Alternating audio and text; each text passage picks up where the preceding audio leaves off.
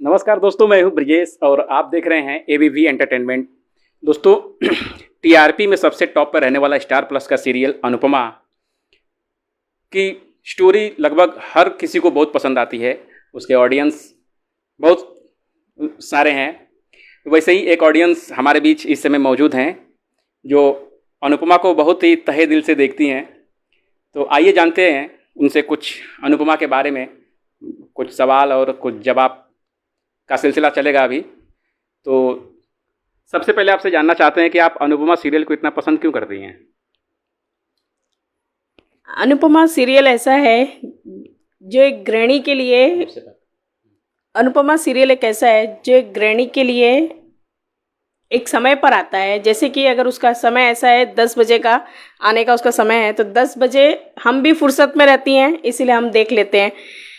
दूसरा है वो सीरियल समाज एक स्त्री के लिए है, एक स्त्री का उत्थान के लिए उसमें बताया गया है कि एक स्त्री, एक महिला किस तरह से अपने संघर्ष भरे जीवन में किस तरह से परिवार को रहती है, समाज को लेकर, बच्चों को लेकर, पति को लेकर, सबको जोड़कर चलती है, लेकिन अपने आप को कहीं ना कहीं वो भूल जाती है। ये सब चीज़ें उसमें दिखाई गई है। प्लस एक समाज एक मैसेज है कि इनके अलावा भी अगर जिस तरह से अनुपमा आगे बढ़ रही है, उस तरह से अगर हर एक स्त्री जो आज बैठी हुई है घर में, वो अगर आगे बढ़ें तो और भी अच्छा है, ताकि इससे जागरूकता होगी, जागरूक फैलेगी और एक हर एक स्त्री निर्भर होगी, एक हर एक स्त्री निडर होगी और बोल सकेगी, अपना हक, अपनी बातें रख सकेगी। ये चीज़ें इस सीरियल के माध्यम से देखने को मिलता है। इसलिए कुछ अच्छी चीज़ें हैं उसमें जो देखने के लिए हैं, इसलिए देखते हैं। अच्छा, आप इस सीरियल में जो अनुपमा बनी है, आप उनको जानती हैं? उनका नाम क्या है, कुछ पता है आपको? हाँ, उनका नाम तो रूपाली गांगुली है। जी जी। तो उनकी एक्टिंग कैसी लगती है आपको? अच्छी है, रूपाली गांगुली की एक्टिंग अच्छी है। कि अगर उसकी एक्टिंग अच्छी है इसीलिए तो दर्शक उसे देखते हैं, हम भी, इसलिए मैं भी उसे देखती हूँ। और रूपाली गांगुली के अलावा उसके और भी किरदार हैं, उनकी भी एक्टिंग अच्छी है, जो जोड़ती है, हमें आकर्षित करती है, ताकि हम ऑन टाइम आके बैठें और देखें कि हाँ 10 बज गया। हम भी घड़ी को देखते रहते हैं 10 बजा क्या, कि ताकि आके वहाँ बैठे देखें आज क्या होगा, आज क्या होगा। ये उनकी कलाकारी है, उनकी एक्टिंग ही तो है जो हमें भी आकर्षित करती है। अच्छा, क्यूरियोसिटी बनी रहती है कि मतलब कि हाँ, क्यूरियोसिटी रहती है, ताकि हम उसे टाइम टू टाइम देखते रहें, एक भी एपिसोड ना मिस कर पाए, इसीलिए देखते हैं उसको। अच्छा, उसमें अनुपमा और अनुज का भी एक कैरेक्टर है। तो ये अनुपमा और अनुज का जो कैरेक्टर है, इसको बहुत लोग पसंद कर रहे हैं, इस जोड़ी को बहुत लोग पसंद कर रहे हैं। और उस जोड़ी को मान, अनुपमा और अनुज को मिलाकर के मान जोड़ी अभी लोग कह रहे हैं। तो आपको कितनी, इन लोग की जोड़ी कितनी पसंद है? अच्छी है जोड़ी, तो अच्छी है, क्योंकि एक भावुकता देखें, एक इमोशन देखें कि 25-26 वर्षों तक इंतज़ार करना और फिर बाद में अपना प्रेमी, अपना साथी उनसे मिलना, और फिर बाद में उन दोनों की समझ इसमें बताई गई है कि किस तरह से अपने एक दूसरे को अंडरस्टैंडिंग करते हैं, समझते हैं, और फिर समझकर एक नया मैसेज पास करते हैं कि हमें किस तरह से एक युगल में रहना चाहिए, एक बंधन में बंध के रहना चाहिए। ये सारी चीज़ें हैं जो जिसकी वजह से अनुपमा और अनुज की जोड़ी थोड़ी अच्छी लगती है। ठीक है। अच्छा, अनुपमा अनुज की जोड़ी अच्छी लगती है। इससे पहले अनुपमा की जोड़ी वनराज शाह के साथ में था, तो उस जोड़ी के बारे में क्या कहेंगे आप? हाँ, वो जोड़ी तो जैसे दिखाया गया है सीरियल में, क्योंकि कोई भी स्त्री ऐसा नहीं चाहेगी, हर एक स्त्री एक परिवार छोड़कर दूसरे परिवार में आती है ताकि वो अपना एक वजूद स्थापित कर सके। चाहती है, हर एक स्त्री चाहती है कि हाँ मुझे भी निगाहों में रखा जाए, मुझे भी देखा जाए, मुझे भी समझा जाए। वहीं वनराज क्या करता था, अपने पूरी दिनचर्या में उसे वो एक तरह से निग्लेक्ट करता था, नहीं देखता था, उस पर ध्यान नहीं। एक स्त्री का यही है, सब कुछ छोड़कर अगर उसका पति उस पर देखे, उसे ध्यान दे, तो एक चीज़ हो सकती है कि वो ठीक है, वो अपना पॉइंट रख सकती है कि हाँ मैं वहाँ पे, मेरा भी अस्तित्व है, मेरे उस परिवार में मेरा भी वजूद है। क्योंकि घर को छोड़कर एक घर से छोड़कर दूसरे घर में आना, एक अजनबी घर में आना, और वहाँ पे अगर उसकी कीमत ना हो तो वो एक तरह से निराश हो जाती है, हताश हो जाती है। जो एक एक स्त्री नहीं है। उसी अनुपमा के साथ भी वैसा ही होता है कि वो परिवार में इस तरह से घुल मिल जाती है, लेकिन वनराज उसे ध्यान नहीं देता है और वनराज की नज़र में वो अपना अस्तित्व नहीं बना पाती है, जिसकी वजह से वो वनराज उसे एक तरह से घर की मुर्गी दाल बराबर, जैसे हम कहते हैं, वैसे वो रह जाती है, बनकर रह गई है। इसीलिए वनराज का जो कैरेक्टर है वो थोड़ा बहुत नहीं अच्छा है, एक तरह से देखा जाए तो जैसा आपने वनराज और अनुपमा के बारे में बताया, वैसे ही शायद अभी भी ट्रैक चल रहा है अनुज और अनुपमा का। वनराज और अनुपमा भी एक दूसरे से अलग हो गए, वैसे ही अनुज और अनुपमा भी एक दूसरे से अलग हो गए हैं। तो बहुत सारे लोग ये कह रहे हैं कि मतलब अनुपमा सीरियल की वजह से समाज में बहुत सारी बुरी चीज़ें भी समाज को देखने को मिल रहा है। इसको बहुत ट्रोल भी किया जाता है। तो क्या आपको भी लगता है कि सीरियल से समाज में बुरा असर पड़ रहा है? हाँ, इस समाज से, एक सीरियल से देखा जाए, समाज को अगर मद्देनजर रख के देखा जाए तो थोड़ा बहुत असर पड़ रहा है, क्योंकि यहाँ इस सीरियल में ऐसा बताया गया है कि यहाँ पे दो जो कपल्स हैं उनकी किसी की भी नहीं बनी है। चाहे वो वनराज और अनुपमा को देखा जाए, अनुज और अनुपमा को देखा जाए, किंजल और तोशु को देखा जाए, किंजल और तोशु को देखा जाए, अभी नई नई जो इसकी शादी हुई समर और डिम्पल, वहाँ पे भी उन लोगों की अनबन कहीं ना कहीं दिखाई जा रही है। मतलब इस सीरियल में एक तरह से ये गलत मैसेज है कि अगर हम एक कहा जाता है कि पति पत्नी एक जीवन का पहिया होते हैं, हाँ। और यदि उस जीवन के पहिए में ही डगमगाहट हो तो आगे वो पहिया नहीं चल पाता है। ये सीरियल भी हमें ये गलत मैसेज पास करता है कि इर्द गिर्द की सारी चीज़ें चल रही है, लेकिन जिस जोड़ी को चलाना है वो जोड़ी ही नहीं चल रही है। फिर वो चाहे पति पत्नी का जोड़ी हो, माशुक की जोड़ी हो, या बाप बेटे की भी जोड़ी हो, जैसे तोशु और वनराज, जी हाँ, जिसकी भी जोड़ी हो, ये सब जोड़ियां जो है, ये जो समाज को ही एक क्लियरिटी देती है कि हाँ, एक समाज इस तरह से चल रहा है। तो ये समाज को एक गलत मैसेज कन्वे ना करें, ताकि आगे जाके ये चीज़ें, हो सकता है इस सीरियल पे दबाव आ सकता है कि ये मैसेज गलत जा रहा है समाज सोसाइटी को, और ये नई जनरेशन जो देख रही है उसके लिए ये गलत मैसेज है। हाँ, क्योंकि कहा जाता है कि फिल्में और सीरियल समाज का आईना होती है। जो चीज उसमें दिखाया जाता है लोग उसका अनुकरण करते हैं। हाँ, सीरियल एक ऐसी चीजें हैं, अगर घर में है, घर में चल रही है, तो घर में हम अकेले हम ही नहीं देखते हैं, उसके अगल बगल में, उसमें सब जो अगल बगल के जितने लोग रहते हैं घर के अंदर परिसर में, वे सब देखते हैं। तो कहीं ना कहीं किसी ना किसी की नजर पड़ जाती है। अब बशर्ते वो आदमी उसको किस तरह से लेता है, वो उसके ऊपर निर्भर रहता है कि वो उसको गलत मैसेज को किस तरह से वो कन्वे करता है। क्योंकि सीधा वो पॉइंट आउट कर सकते हैं यंग जनरेशन की, हाँ, अगर आपने किया तो हमने किया, इसमें क्या बुरा है, ये चीज़ है। तो ये गलत मैसेज अगर हम ना कहें, इसी को अगर हम सुधार कर एक अच्छा मैसेज कन्वे करें कि जो गलतियां हमने की है वही गलतियां तुम ना दोहराओ, इसकी वजह से ये सीरियल की टीआरपी हो सकता है और भी अच्छी बढ़ जाए।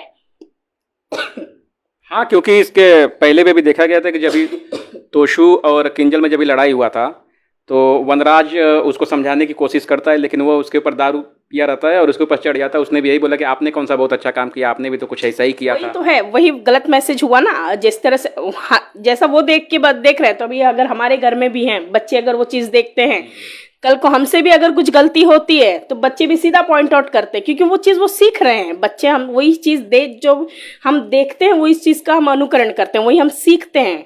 तो अगर बच्चे की नज़र गई और उसने वो देखा तो वही चीज़ उसने सीखा। हो सकता है कल को ये पॉइंट आउट हमारे साथ भी हो सकता है। तो कुछ अच्छी चीज़ें दिखाएं जिससे, क्योंकि ये जो सीरियल जो टॉप पे है, लोग इसको अधिकतर लोग देखते हैं, इसीलिए ये टॉप पर है। तो इससे अगर हमें अच्छा मैसेज कन्वे करें तो ये अच्छी बात होगी। अच्छा, ये सीरियल, कोई भी सीरियल है, फिल्म है, ये तो सब काल्पनिक होता है। एक कहानी दिखाई जाती है जो राइटर लिखता है और डायरेक्टर उसको पर्दे पर लेकर के आता है और एक्टर उसमें एक्टिंग करते हैं। ये काल्पनिक कहानियाँ होती है, तो इससे कुछ समाज पे बुरा असर भी पड़ता है, अच्छा असर भी पड़ता है। आपने बहुत सारा ऐसी चीज़ें बताई जिसके बारे में ऐसा लग रहा है कि मतलब हाँ, इसको में एक सुधार करने की ज़रूरत है, बुरा असर पड़ रहा है। इस सीरियल की कुछ अच्छाई आप बताइए जिससे समाज में बहुत अच्छा असर पड़ रहा हो।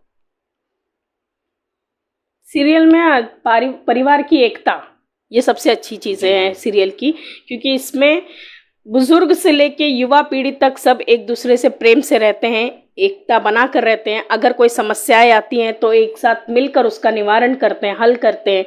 ये सबसे बड़ी इस सीरियल की क्वालिटी है जिसे हम कह सकते हैं, गुड क्वालिटी अगर इसको लिया जाए तो ये सबसे बड़ी क्वालिटी है कि परिवार में एकता बहुत अच्छी है।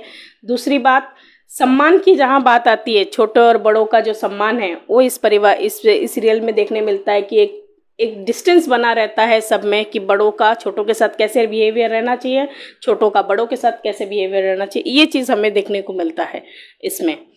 दूसरा, इसमें जो एक कहा जाए तो मैं कहूँ कि राइटर बहुत अच्छा है, जो एक लिंक बना के रखा है इसने, जिस एक सीरियल को अच्छे से लिखा है, ताकि जो आज दिखाया गया एपिसोड है वो नेक्स्ट क्या होगा उसकी क्यूरियोसिटी नेक्स्ट डे तक के लिए बची रहती है, वो एक अच्छा है। ताकि उसकी जो उसमें जो शब्दावली जो यूज़ की, जो वर्ड्स यूज़ किए, वो एक अच्छी चीज़ें हैं जो एक लिंक को जोड़ते हैं।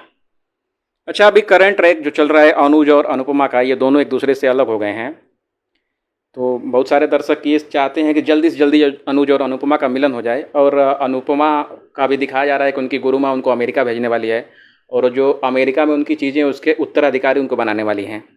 तो आपको क्या लगता है कि आगे मतलब क्या संभावनाएं, अभी क्या होगा ये तो जो राइटर को ही पता होगा, राइटर किस तरह से कहानी घुमाएगा। आपको क्या लगता है कि किस तरह की संभावनाएं हैं, अनुपमा का मिलन कैसे हो सकता है, प्रेडिक्ट आप क्या कर सकती हैं? मैं ये नहीं बोल रहा हूँ कि आप जो कहेंगी वो सही होगा, क्योंकि आप तो राइटर हैं नहीं।